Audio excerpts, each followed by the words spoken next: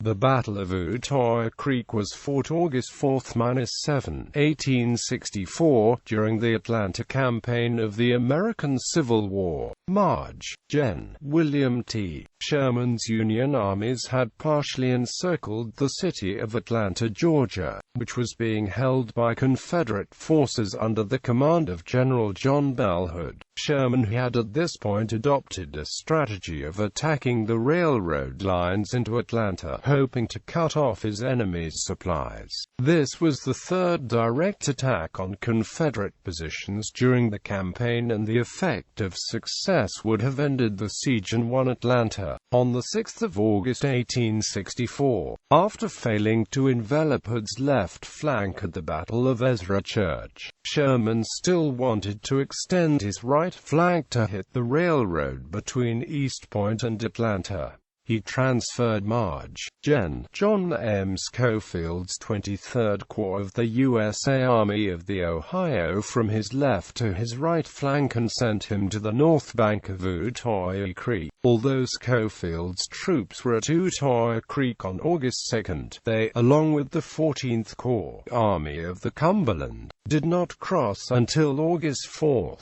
An initial attack by the regular brigade against J. Patton Anderson's division CSA of Stephen Dill Lee's corps was unsuccessful. In addition, the Confederates dismounted a brigade of cavalry Armstrongs in the front of the Federals in a deception plan, a feinted attack that was successful in delaying the combined force of the 23rd and 14th Corps USA. Schofield made an additional movement to exploit this situation on the morning of August 5. Although initially successful, Schofield had to regroup his forces, which took the rest of the day. The delay allowed the Confederates to strengthen their defenses with an abatis, which slowed the Union attack when it restarted on the morning of August 6. The Federals were repulsed with heavy losses by William B. Bates' division and failed in an attempt to break the main defenses to gain the railroad. On August 7, the Union troops moved toward the Confederate main line, skirmishing and extending to the right and entrenched. Several attacks were made at Sandtown Road on the 10th of August and East Point on the 18th of August. Here, U.S. forces remained as far south as the Atlanta Christian College, until late August 1864, when the failure of Schofield's offensive operations convinced Sherman to move on the Confederate lines of communication and supply. Private Samuel Grimshaw of the 14th Army Corps, USA was awarded the Congressional Medal of Honor for his actions against a Confederate artillery battery along the Sandtown during the main attack.